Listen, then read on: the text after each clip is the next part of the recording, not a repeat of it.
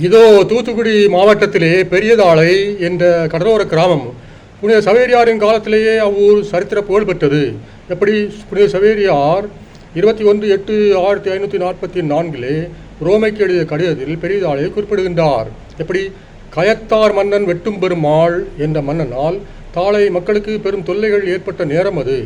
இதோ எழுதுகின்றார் சவேரியார், தாளையில் பெரும்பான்மையான கத்தோலிக்க மக்களுக்கு பல தொல்லைகள் உண்டு. அவர்களுக்கு உதவ நாளை தோணி மூலம் செல்கிறேன். அது இருக்கட்டும், கதைக்கு வருவோம். தமிழ்நாட்டிலே எந்த கட்சி ஆட்சிக்கு வந்தாலும் முதலிலே மதுக்கடைகளை திறந்து வைப்பதுதான் அவர்களது முதல் நோக்கம். குடும்பங்கள் பற்றி அழிவது பற்றி அவர்களுக்கு அக்கறையே இல்லை. நாய் வாழ்ந்தால் என்ன, பூனை தாலி அறுத்தால் என்ன என்பதே அவர்களது எண்ணம். அப்படியானால் பணம் சம்பாதிக்கும் அரசு நம்மை காப்பாற்ற முன் வருமோ? வராது. நம்மை நாமே காப்பாற்றிக் கொள்ள வேண்டும். தெய்வத்தின் சந்நிதியிலே குடிமகன் சற்று தியானிக்க வேண்டும். குடும்பம் சீரழிவது பற்றி அதற்கும் விருப்பம் இல்லையா? ஆண்டவனாக பார்த்து சூடு வைக்க வேண்டும் ஏதாவது ஒரு வழியிலே.